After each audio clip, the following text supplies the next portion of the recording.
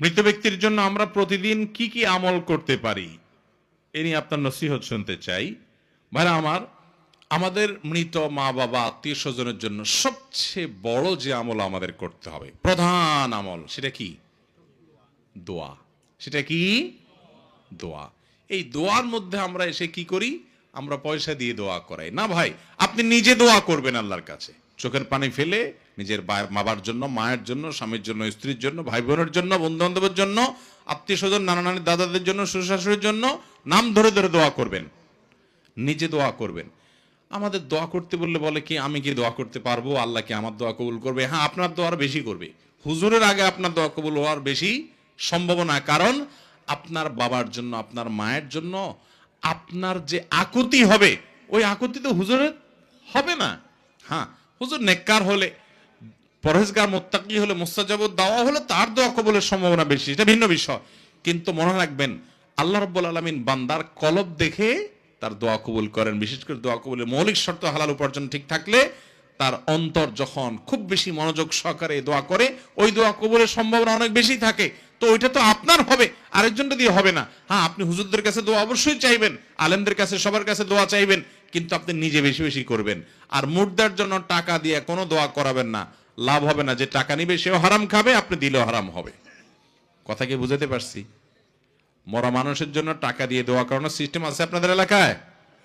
নাজায়েজ এবং গুনাহের কথা, জায়েজ নাই। দুনিয়াবি বিষয়ে হলে সেটা জায়েজ হতে পারে, কিন্তু আখিরাতের বিষয়টা, মানুষ মারা গেছে, মরা মানুষের জন্য দোয়া কেন্দ্রিক কোনো বিনিময় দেওয়া নেওয়া জায়েজ নাই। এখানে আপনি এমনি একজন আলেমকে দান করবেন দোয়া টোয়া ছাড়া, এমনি যে আমি এটা আমার মায়ের মাগফিরাতের জন্য, আমার দাদার তরফ থেকে ঈসা আলাইহিস সালামের জন্য দিলাম, সেটার ভিন্ন কথা।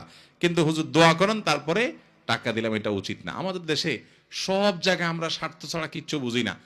হুজুরের ডাইকে একবেলা ভাত খাওয়াইছে, ভাত খাওয়া বলে হুজুর এবার একটু হাত তুলে দেন, মানে আমার ভাত আপনার পেটে ঢুকছে, এখন আপনি কি করেন?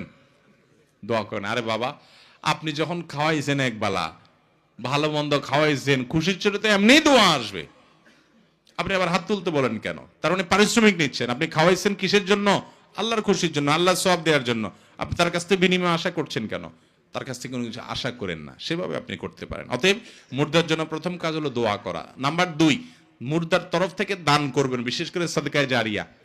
মসজিদ মাদ্রাসাতে দিলেন, গাছ লাগায় দিলেন, কোন একটা গরিবকে একটা স্থায়ী কিছু কিনে দিলেন, একজনকে একটা রিক্সা কিনে দিলেন, ভ্যান কিনে দিলেন, একটা টিউবওয়েল করে দিলেন, এবং একটা নিয়ত করবেন, আল্লাহ এটার সব আমি চাই না, আমার বাবার জন্য, মায়ের জন্য, মুর্দার জন্য চাই। স্থায়ী সাদকা, যেটাকে বলে সাদকায়ে জারিয়া। 2, 3 নম্বর হলো মুর্দার তরফ থেকে তৌফিক থাকলে হজ বা উমরা করবেন। আর যদি সে তৌফিক না থাকে তাহলে 4 নম্বর আমল করতে পারেন, মুর্দার তরফ থেকে রোজা রাখলে সেটা মুর্দার উপকারে আসে, হাদিস দ্বারা প্রমাণিত।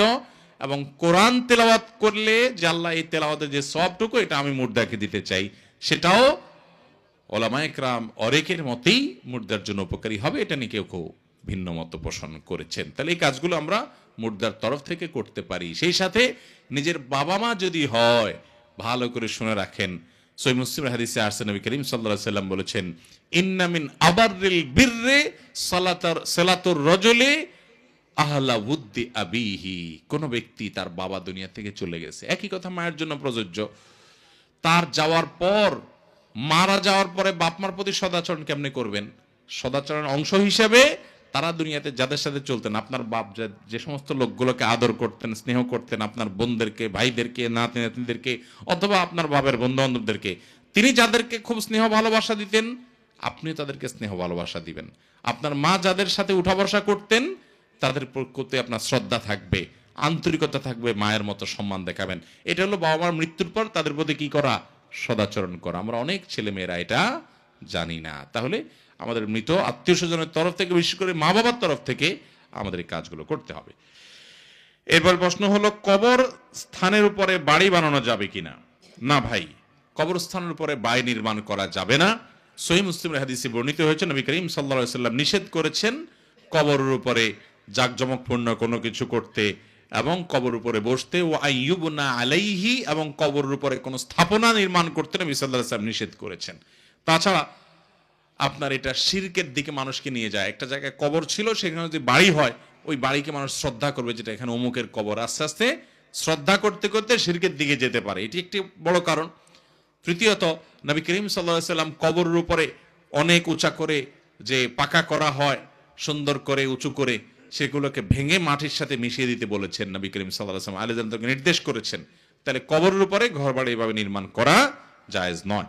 তবে যদি এমন হয় যে কোনো কবর কোনো কারণে এখানে রাস্তা করতেই হবে, বাড়ি করতেই হবে, এখন রাস্তা সম্প্রসারণ করতে হচ্ছে, না হলে মানুষের অসুবিধা হয়ে যাচ্ছে, তাহলে সেক্ষেত্রে কবরের যারা মারা গেছেন তাদের ওই ধ্বংসাবশেষ তুলে অন্য কোনো জায়গায়, অর্থাৎ অন্য একটা কবরস্থানে কবর নিয়ে দাফন করবে, সেখানে সেটাকে মাঠের নিচে পুঁতে রেখে এখানে তারা স্থাপনা নির্মাণ করতে পারে। যদি একান্ত নিরুপায় হয় তাহলে সেক্ষেত্রে এটা হতে পারে, বিশেষ করে যখন কারোর জমিনে আপনি দাফন করে ফেলছেন। যেমন এমন হতে পারে যে যেখানে দাফন করছেন অনেক দিন পরে দেখা গেল এই জমিনের অন্য দাবিদার আছে, এটা মালিক অন্যজন আছে, কিনেও নিতে পারতেছেন না, তাহলে সেক্ষেত্রে এখানে যাদের লাশ আছে তাদের ধ্বংসাবশেষ মাটির সাথে মিশে গেলে সেগুলাই আপনার একত্র করে নিয়ে কাফনে কাপড়ে মুড়িয়ে সেটা অন্য কোনো কবরে দাফন করে দিবেন। বুঝে আসছে কথা? অতএব একদম মাটির সাথে মিশে গেছে, কোনো প্রকার আপনার আলামত নাই, তাহলে সেক্ষেত্রে আপনার মানে কবরের কিছুই এখন আর নাই এবং সেখানে আপনি নিরুপায় হয়েছেন নির্মাণ করতে, তাহলে সেক্ষেত্রে শর্ত সাপেক্ষে নির্মাণ করতে পারেন। কিন্তু সাধারণ অবস্থাতে চাইলেন আর কবরস্থানের উপরে আপনি বাড়ি বানানো শুরু করলেন, এটা জায়েজ নাই, নিষিদ্ধ। অনেক উলামা একরাম এটাকে হারাম পর্যন্ত বলেছেন, তবে বেশিরভাগ উলামা এটাকে মাকরু বলেছেন এবং নাজায়েজ বলেছেন, জায়েজ নাই।